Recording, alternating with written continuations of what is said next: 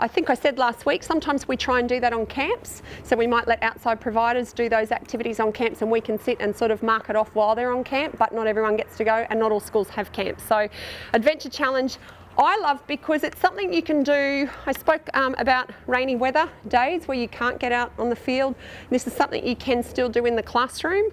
You know, if you push the desks back, these are some of those sorts of activities. And I also spoke earlier in the classroom today about how if you're a classroom teacher but you've got to do some PE, these are great activities for building on what you're trying to work on in your classroom. So whether it's group situations or you know that there's maybe a child in your class that's finding it difficult to work in a team situation. Alternatively, you might have someone who's really efficient and really good but they're a little bit bossy. Okay, and you're trying to work on turning that, you're just toning that down a little bit and thinking of others. I forgot to mention in there as well, really big at the moment in education is emotional intelligence. So, you know, the research is sort of saying the higher the emotional intelligence, the better the child is academically and also, you know, in those sorts of team situations. So they're tracking a lot of, at my school we test emotional intelligence. We're now down in prep, year 4, and we go through.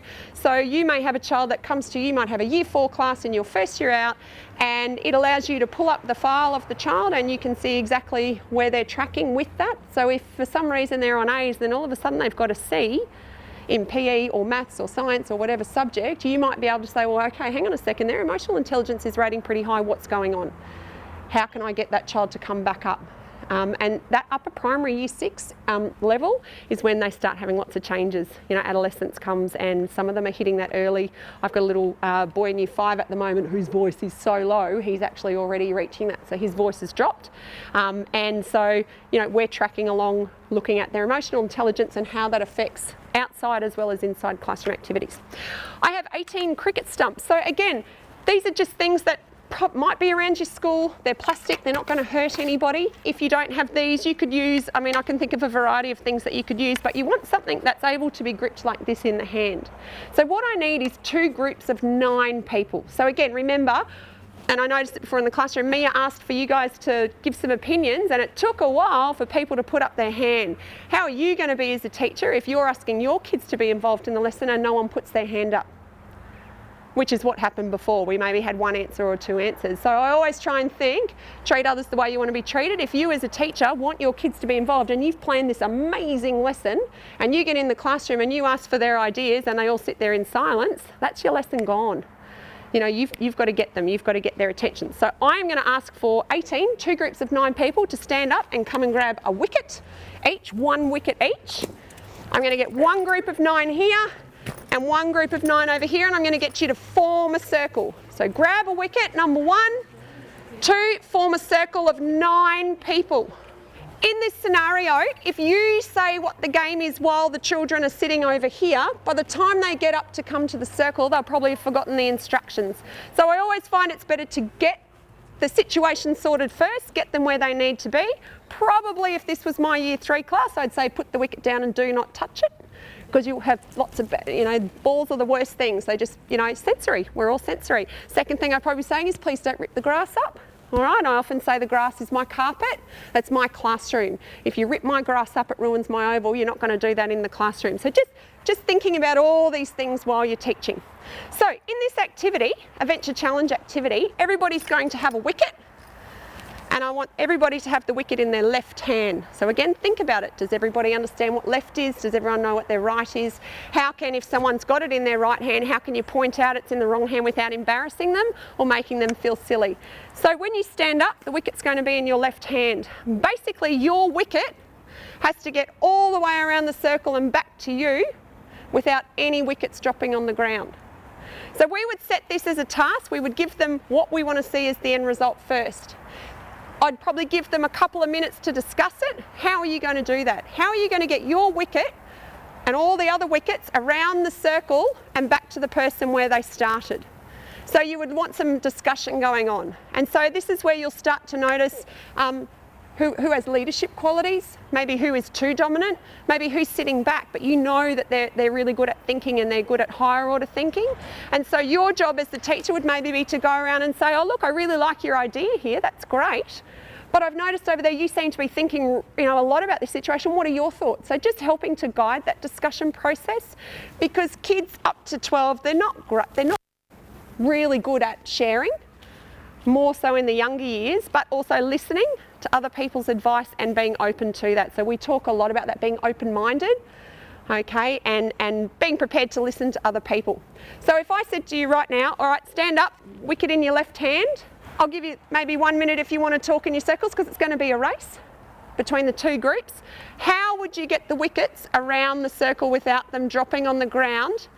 And you can only hold one wicket at a time. All right, so you can set it, they can discuss it, you can then throw another problem in. Can you change hands? Okay. Can you change hands? Just thinking in my head, yes you can. So talking about it as a group, how are you going to get the wickets around the circle? Okay, so for these guys sitting here, some of the discussion that they've got going is they're looking at the length of the stick and who's going to make a call. So these guys over here are saying someone's got to say ready, ready, drop, ready, ready, drop. And so they're using alternate hands for the wickets. So you can see in an activity like this, everyone's involved. So straight away here, I can see who's talking, who's listening. Very inquiry based. We were talking about that before as a teaching strategy.